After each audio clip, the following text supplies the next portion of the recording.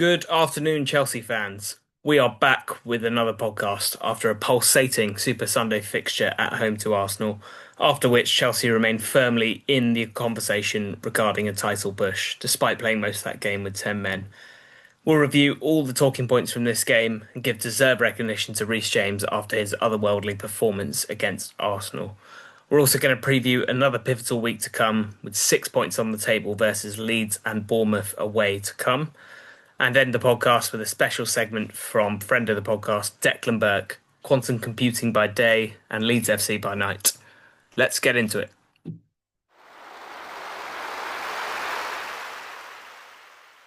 Chelsea won, Arsenal won. An emotional roller coaster. Don't know about you, Ryan, but I'm absolutely exhausted today. How did you see it?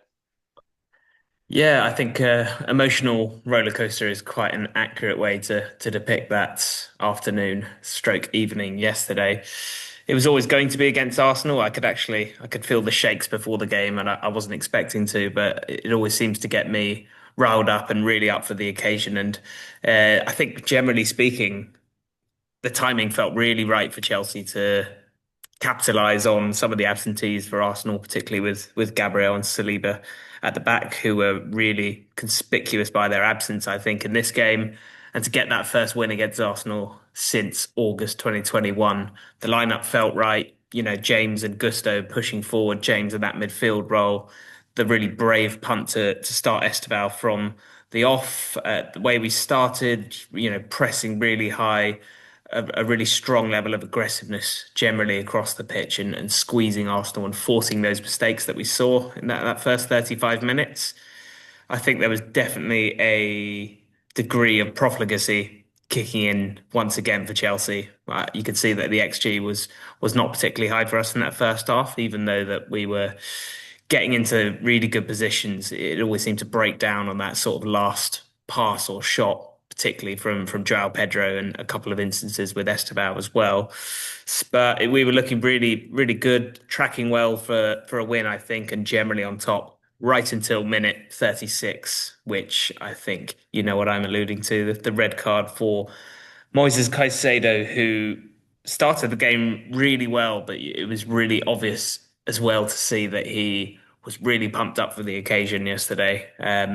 He'd been talking, I'd seen quite a few quotes over the course of the week leading up to this match, discussing that competition with Declan Rice, or rather the comparison with Declan Rice, some of the previous transfer rumours to Arsenal and things like that. And you could see he was just fully up for the occasion. And I think that intensity boiled over and spilled over.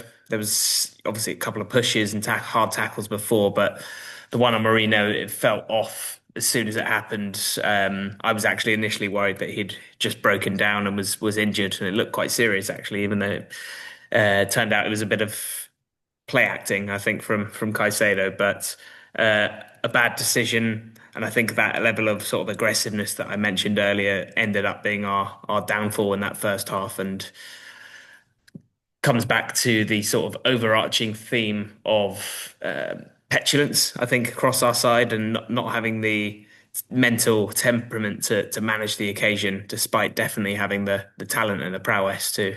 How did you see it yesterday?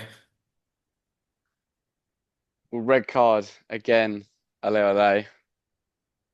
From my side, you're obviously east upper and west lower. Felt semi sort of inconspicuous, both players going down. There's a good sort of 40-second minute delay before there was any kind of ripple effect news of the VAR call. And ultimately, as soon as you heard that call to go to the monitor, the Arsenal fans exultant, you absolutely fear for the worst. I mean, I mentioned an emotional roller coaster.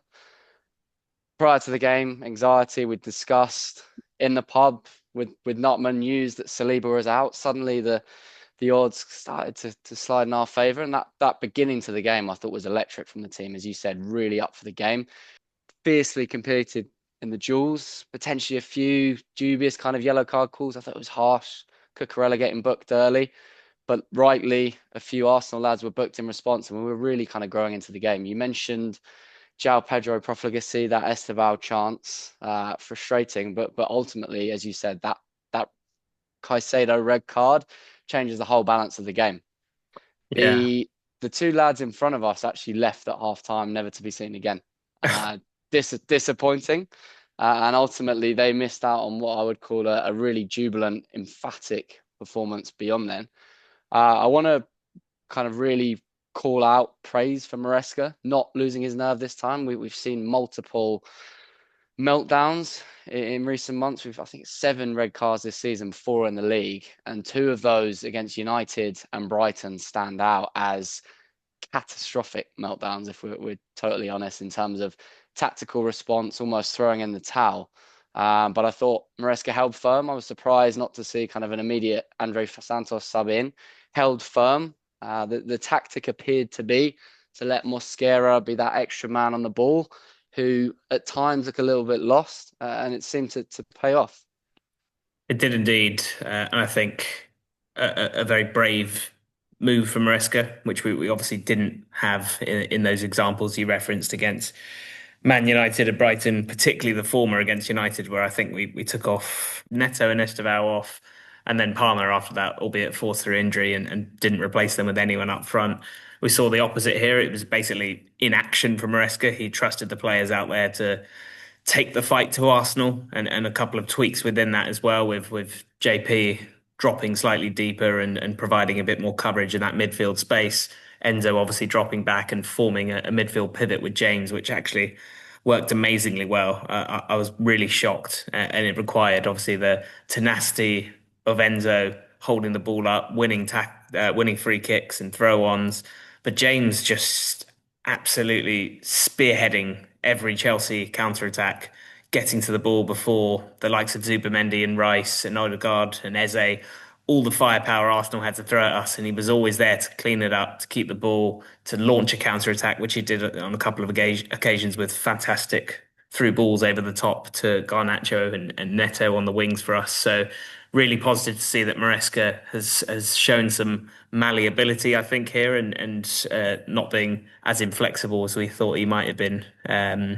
We've called him quite stubborn in the past, but clearly he is learning from his mistakes, and we forget he is a fairly nascent manager. I think this is only his third domestic season in England, so I think the faith in him is starting to pay off now from Chelsea fans, not always from me. We mentioned red card again, ole ole, but we also mentioned, headed into this pod, set piece, ole ole ole, in the context of Arsenal. But it was actually Chelsea who took that lead with the set piece. I have to say, said to my mate as we trotted up for that corner that Trev's kind of really grown in stature recently. And I actually question whether he physically has actually grown, whether it's just the illusion of the new haircut. But he really does seem to be growing into this role at centre back for Chelsea. And as we called a couple of weeks back, potentially England headed into that World Cup. But we also want to call out potentially an even bigger, braver prediction from the two of us. And that was that Robert Sanchez would be the elixir for Arsenal's set piece threat. And it turned out to be the case. And so he was, and I'm shocked to see there's actually 3 players who I had totally written off as a as an option for Chelsea in the short term and the long term, and that was Wesley Fofana, Enzo Fernandez, and obviously Robert Sanchez. And the 3 of them yesterday were just making me eat humble pie in abundance. Particularly Sanchez with some of those really smart saves. There was one from Martinelli in the first half, the one from Marino in particular towards the final section of the game where the ball was obviously spilled towards Gyökeres and he just showed unbelievable speed, agility, and just reaction speed generally to just get to that ball and just to smother it before the striker could get there, literally putting his life on the line for the team there. So really pleased to see him getting his flowers and to see that he had the ability and the mental fortitude to overcome his own demons at Chelsea. And the only way is up, I think, for Sanchez. So really pleased with how this is all unfolding. Well, we've praised Enzo Maresca for his response going down to 10. Obviously, the goal helped, but ultimately he held firm, kept the shape, didn't make the mistakes we've seen in the past. My one complaint, however, potentially doesn't lie with Maresca, but rather an individual. We joked about League One Liam Delap. For me, his cameo was atrocious. Man to man, prior to him entering the pitch, every player was tenacious, winning duels, charging around the pitch, despite potential profligacy being a little bit trigger shy. João Pedro's hold up was exceptional. He was winning battles against their centre Yeah. backs. I was watching the lap, be it 25, 35 minutes, not sure exactly how many he was on for. I'm not sure he broke sweat. There was no kind of twitch muscles, no movements. The occasional ball he held up, but he was not charging around that pitch, showing the same level of determination and drive that those other 10 players had demonstrated before him. And ultimately, I would now have him behind Gui in terms of the pecking order. I don't even know where Gui was yesterday. I hadn't even thought about him, but he would have been a solid option, particularly with the pressing he offers you and the 10 men that we had. But Delap looked exhausted, didn't he? Just when he came on with absolutely no reason to. He looked like the player who'd played 60, 65 minutes, not one who'd come on to see out the game for us with 25 to go. So I'm pretty bemused by that, and I'll be watching closely to see how he shapes up in these next couple of games because I think the jury is very much out. We've given him a bit of a buffer post injury to get up to speed, but I was really disappointed with him yesterday as well. So ultimately, a one-all draw. I think, given the circumstances, we take that. But objectively, looking at that fixture, is that a net win for Arsenal, winning away at second place Chelsea? I think within the context of pre-game, both teams probably would have taken a point, particularly Arsenal, who obviously have that had that 5 or 6 point buffer, 6 points over Chelsea, five over City, which is pretty healthy given their form. Um, and for Chelsea, I think this was a real opportunity for us to close that gap, to capitalise on those absentees that I mentioned, and take the fight to Arsenal to reduce that lead ahead of a sort of bumper festive period of fixtures where things can change rapidly and Leeds can disappear very quickly as well. I wasn't really impressed with them at all, particularly playing with the man advantage. They were sloppy. They didn't look fluid throughout the game, particularly when we had 11 on the pitch. I think their defensive first mindset and their sort of reliance on the set piece approach played into our hands, sort of, as the team defending with 10 men. It meant there was less sort of immediate pressure on us always, and we were more easily able to withstand that. So I think in the context of the season, you look back on moments like this. You remember when Arsenal went to Man City and celebrated the 0-0 draw. They thought they'd done a good job there, and it came to bite them in the back. So I think it might be a similar situation off the back of yesterday when we look back on this in a couple of months' time. It's completely confirmed our credentials as a top team, capable of beating anyone on the day. But as you said, very early in the context of the title. And I actually believe this next week, these next two fixtures, which we're going to discuss later, will ultimately determine and add context to the value of this point. I would wager Chelsea have easier upcoming fixtures in Leeds and Bournemouth to be seen. Arsenal with Brentford and Villa, potential banana skins. But beyond that, beyond this week, it's fair to say that the fixture list very much swings. I've been consistently reminded by the Guna contingent that they've now ticked off the lion's share of big away ties. I believe just the Etihad, potentially Villa Park remain. Meanwhile, Chelsea are yet to play a single top six team away from home and still have City, Newcastle, and Villa to play twice. Bring them on, I say. Our topic of the week simply had to be Reece James. An all-time performance, I think, in the Chelsea shirt. I remember this time last year, roughly, when he was struggling with another injury setback, and Maresca publicly questioned his leadership qualities. 12 months on, he's fully fit, mobile, reinventing himself as this sort of world-class all-round midfielder. How did you see that one yesterday, George? And how do you think we best manage James going forward? The Rice Caicedo debate has very much dominated the build up in recent weeks. And I believe that Reece James took this personally. You've got to remember, he was developed in the same age group as Declan Rice and Mason Mount at Cobham, the former being released at age 14. There was clearly a pecking order. And I fully believe that this was Reece reminding Declan of his place. Rice has rightly been applauded recently. There's even been Ballon d'Or shouts, which I'm sure we disagree on, but others may promote. But ultimately, I think Reece James has been playing with the handbrake on since his return from injury. And I feel the time was ripe for him to put his body on the line, potentially enter the red zone, and ultimately deliver a 10 out of 10 showing. I mean, he danced past Subamendi, Calafiori, Skelly. He was winning aerial duels against Rice and Gyökeres. He was clipping balls with his left out to the wing, drilling balls out to Garnacho on the other side, even chipped in with an assist, the cherry on top.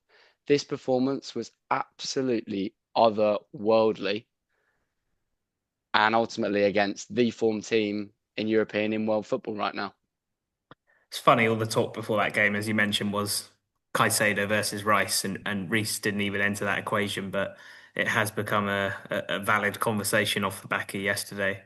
There were moments in that game, I was just amazed by his ability to make up for what he lacks in sort of speed these days in football intelligence and the way he's able to use his frame and his body to get in front of an opponent, to get that sort of extra yard on them, to win free kicks consistently, which he was doing, particularly in that second half. I think he's reinvented himself to quite a large extent as a player post injury. He's gone from I think what we saw was briefly a midfielder on loan at Wigan to a sort of all-purpose right back, had a brief role trying to invert and it didn't work. And I think maybe we've unlocked his best position here. What do you think? You say kind of lack of speed, lack of sprints. I actually thought Sunday was the first time we'd seen a few of those sprints since 21, 22. His injuries have been well documented, but he was blitzing past Calafiori, who I actually thought was phenomenal on the day. Skelly, Rice, we saw that dribbling, that drive. Whether he could sustain that in a kind of right back, right wing back position to be seen. But I very much feel going forward, he should and will be managed alternating between right back and centre mid with Malagusto, but ultimately picking and choosing games not only to play or sit out, but almost within games to exert and to reserve energy. We discussed recently discourse, probably during the international break, as always seems to be the case, around injuries that Chelsea fans rue the most. And at the time, kind of posited, oh, Hudson-Odoi, Loftus-Cheek, devastating given Achilles and the potential there. But Reece's injury came off the back of an undisputed top tier body of work. You saw 14 goal contributions from him in an injury blighted 2021-22 season, following that Champions League win under Tuchel, where he locked up the likes of Vinicius. And we kind of consistently see snippets, quotes from the likes of Vinicius, Rafa Leao, even the whole England squad. I think Kyle Walker himself concedes that Reece James is/was the complete right back. You see Saka citing him as the strongest in the camp. He always is spoken about of showing another level in training. And I think while potentially we're seeing a glimmer of hope that we might see him back at those levels, it might be fewer and far between than we'd hope. We have undoubtedly been denied, I would argue, not only a world class, but potentially a generational right back. I think people cite Gary Neville, Kyle Walker more recently as Premier League 11 right backs. I'm going to put my hands up and say Reece James, a fully fit Reece James, were he able to carry out a 10, 15-year career, comfortably have levels beyond that, levels that supersede the Prem and almost would put him in that Dani Alves, Cafu tier. How do you see it? Well, it wasn't long ago when he was obviously on the sidelines and in the Chelsea Medical Centre that we were batting away allegations from Arsenal fans that Ben White was a better right back than him. I think we've moved quite far along since then. They've moved on obviously to Timber now, and I think yesterday he's settled that debate. I think the conversation we're having now just needs to obviously factor in this new position that he's carving out for himself. And I wonder what prospects that has for him within the context of the World Cup this summer. Is he a legitimate option for England in that central midfield position where we've looked a bit light previously or a bit stodgy with Rice and Henderson and others who've occupied that central position? But do you think that is a real option this summer in America? I think he's very much got that right back spot nailed on. A few years back, there was big competition there with the likes of Walker, Trent, Trippier. That competition really seems to have slipped away now. And I would wager beyond Harry Kane, there's a lot of discourse around the drop off, the second best striker behind Kane. I think England are sweating on Reece James's fitness for the World Cup for that right back position. The likes of Wharton, Anderson, Bellingham to complement Rice mean there's less pressure there. But actually, the drop off to Livramento, Spence, decent defenders, but nowhere near comparable in terms of quality on the ball, which is particularly important at that slower pace international level. I mean, there's often chat around a team of X. I think it was Gerrard initially. A team of 11 Steven Gerrards would win the league. I don't think there's anyone close to Reece James right now in the Premier League that fits that profile, bar goalkeeper. He could play any position on the pitch, and I think he will continue to pivot between centre mid and right back for Chelsea. But that right back spot for England absolutely has to be his, injury permitting. And how do you think we manage him from the point of view of obviously his fitness and his personal sort of program that he seems to be on currently? We obviously had this daunting week ahead of us last week, which was the away trip to Burnley, the midweek fixture against Barcelona, and then Arsenal at home.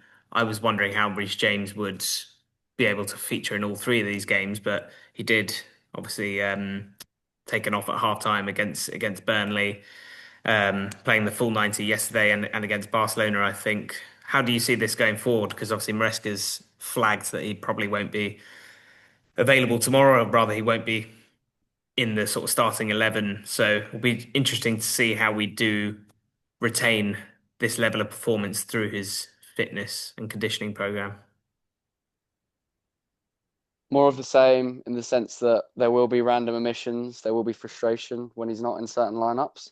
But I'm hoping now that he's gaining a maturity and understanding of his body. He's listening to those signs when he's in the red zone. And we can pick and choose games where he really exerts himself as he did on Sunday. Leeds, on paper, potentially one he could miss, hoping Gusto's fit and that Santos probably is going to be relied upon to replace Caicedo there. But I feel between Maresca, who's done an exemplary job in kind of tempering that comeback to date, and ultimately Reece now, the onus is on him to listen to his body, to understand his body, and to, as I say, pick and choose games, but also pick and choose moments to really exert himself within games. In terms of the rest of us, all we can do is pray. Time now for the opposition view. Up next, dirty Leeds away at Ellen Road. We saw an aggressive game at the Bridge on the weekend, and I expect this tie to serve no let up. Welcoming friend of the pod, Leeds fan and housemate, Declan Burke. Cheers, George. It's great to finally be on. Thanks for coming, mate. Right, let's get into it. What is the current feeling, current sentiment around Leeds? I mean, it's pretty gloomy overall, I'd say. So, I mean, starting with a very underwhelming summer transfer window, I think we made a few sensible signings, the likes of Longstaff and Gudmundsson. However, we didn't secure a striker other than two freebies, which probably aren't quite up to it. I think we should have made Solomon permanent, and also to just be nice to have a marquee signing. So last time we were up, we signed Rodrigo and Rafinha. Rafinha was a bit unknown at the time, but Rodrigo really instilled some excitement into the fan base. Yeah, we had a focus on signing tall players, quite unambitious. Seems like we were settling for a relegation scrap, focusing on set pieces, which we don't actually seem to be very effective at. I think we should leave that to the likes of Arsenal and Mikel Arteta. There's lots of questions around Daniel Farke, in particular, the lack of variety. So his refusal to make substitutions, it seems. I mean, finally at the weekend against Man City, he changed things up at half time, nearly led to a historic comeback, but I think it's too little too late. And with Chelsea and Liverpool up next, it's very hard to see a way out for him. I have read in the week rumours that potentially Barker could be out should he not get some positive results against Chelsea and Liverpool. A tough task, but it was a battling performance against City at the weekend when it was looking pretty bleak at half time. Our kind of take on Leeds is initial defensive solidity with DCL tack, should we say, a lack of a proper top striker. But more recently, that defensive solidity seems to be slipping away. I think he's shipping a fair few goals recently.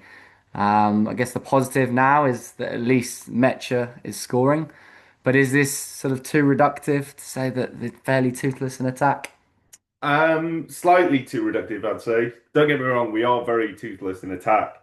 I think DCL is a bit of a scapegoat for that, though. Like, don't get me wrong, I don't think he's been good enough, but there's a lack of creativity across the team. I mean, it doesn't help having Aronson in your starting 11, who's absolutely useless, in my opinion. Um, yeah, and then in terms of the defensive solidity, I guess we saw glimmers of that. I think in general, when they play at home, they do have quite a lot of the ball. They're quite competitive. Um, I haven't really seen them get outplayed massively at home. The two losses have been narrow defeats to Spurs and Villa. So yeah, maybe slightly too reductive. I'm not sure I can place much faith in Metcha. He scored three in the last three. The one against City was a missed pen, which he followed up. Very good goal against Forest, and then a very strange goal against Villa, which just seemed to hit him and go in the net. So I'm not sure he's the man to keep us up. But promising signs. I guess at least there's some competition to DCL for that place. Promising, you say, for Leeds, but equally for Chelsea. You mentioned Brendan Harrison there. Still scarred from that 3-0 loss at Helen Road with Jesse Marsh. Potentially a bit of a fluke in a relegation season. But I'm expecting a tough tie. I'm expecting the crowd to be up. Um, a far cry from Bielsa's kind of chaos ball. But we shall see. I also a couple of highlights, maybe not potentially too dialed in, but the new goalkeeper seems to be dodgy. Meslier previously, and this Perry guy isn't instilling confidence for me. Yeah, I mean, I'd agree. I can't remember the last time we had a good keeper. I guess Melia, the first season we came up, looked great, but then following that, he was pretty useless. This new guy does not fill me with confidence at all. I think Darlow might actually be better, who isn't a great option, but maybe the best of the bad bunch currently. So we've had your insider take on Leeds United. We always love on this show to hear the outsider take on the circus that is Chelsea FC in 2025. Let's hear it. Yes, I guess it seems like you've finally got your shit together somewhat. There's always a very unpredictable energy that surrounds Chelsea, it seems. I seem to remember the two seasons you went on to in the Champions League, they were quite average league campaigns. The sort of pluckiness a team like Arsenal never seems to produce. Yeah, I guess in terms of the historic rivalries, it's good to have those back. The past decade has kind of been dominated by forced rivalries between City and Liverpool. It doesn't quite feel the same as the old iconic Wenger, Fergie, Jose days. So yeah, it's nice to see the historic rivalries. I'm sure from a Chelsea perspective, it's also quite nice, despite playing relegation fodder. I hope it's a bit more exciting than going to Carrow Road or Turf Moor. Absolutely. I know there's a bitter rivalry there, stemming from famous cup ties, violence among the fan base, but definitely a lot more juice to a game at Ellen Road versus some of the recently promoted sides we've seen over the past few years. So very much welcome that. And with that, as I say, there's that added edge, that added fear that this tie will be tougher than it looks on paper. Time now for predictions. How do we see this game on Wednesday night playing out, and what do we think for the final score?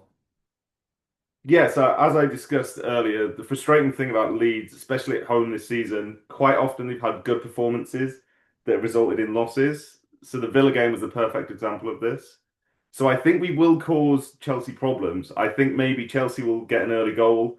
Leeds will equalise and have a period of dominance, really have you rattled. But then I think as the game goes on, the golf quality may show. I think it'll probably end up 2 or 3-1 Chelsea. I could see a late Pedro Neto goal, perhaps. Maybe a Esteval, the way he's looking, very promising at the minute.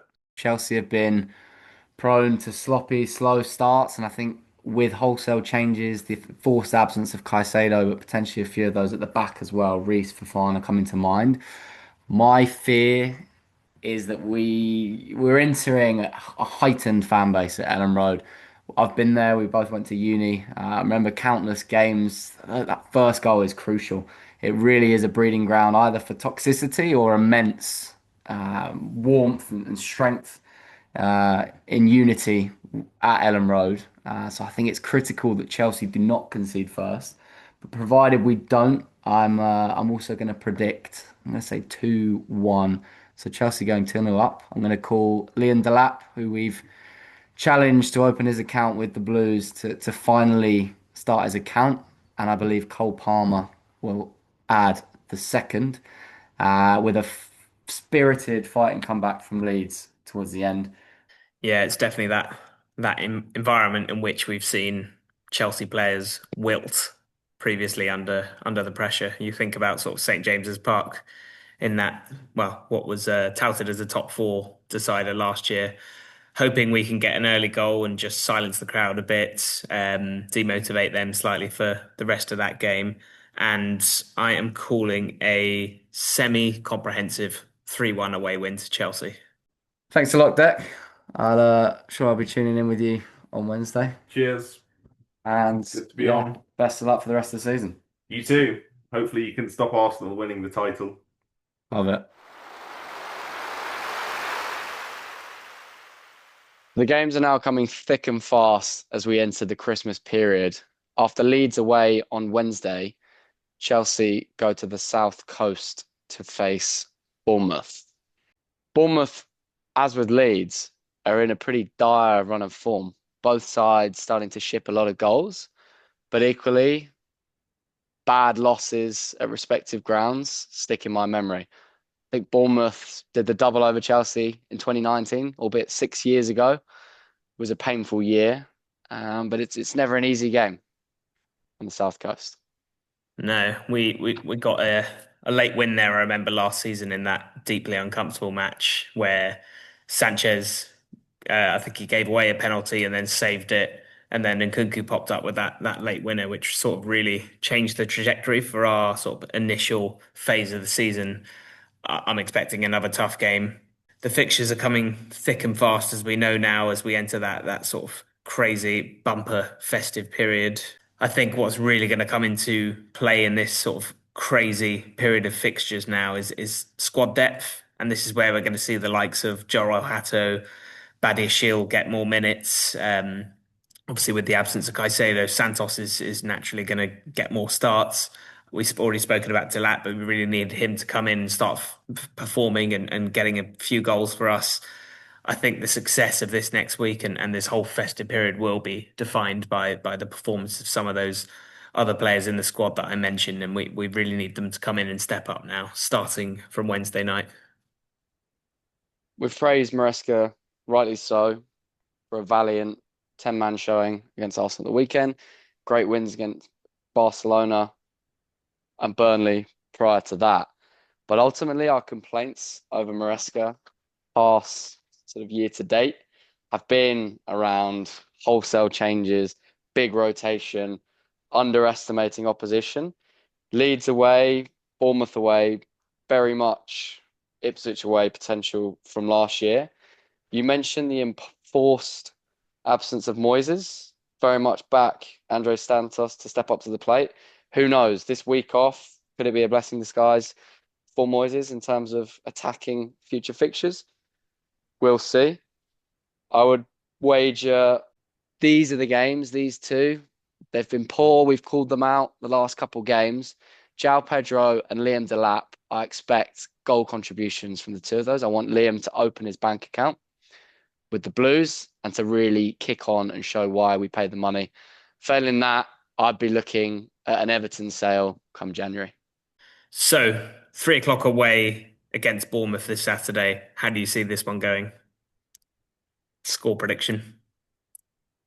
On paper, I feel as though our 11 will be primed for the weekend, given, as I say, that the management of certain players, the likes of James, you expect Fofana not to be deployed midweek.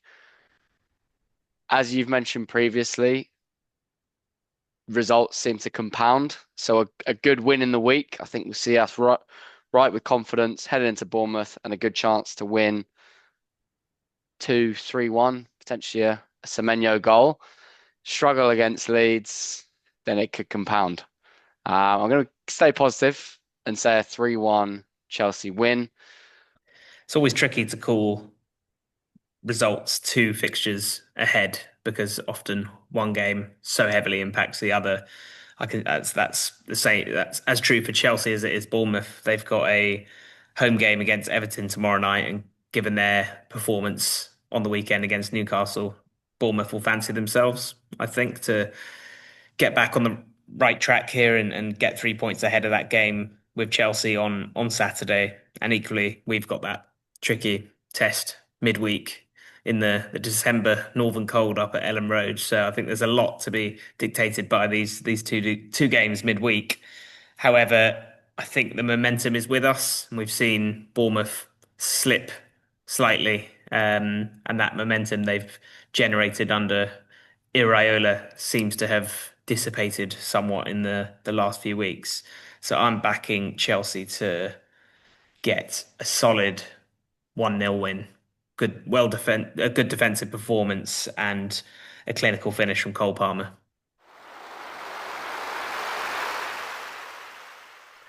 Thanks once again for tuning in this week, everybody.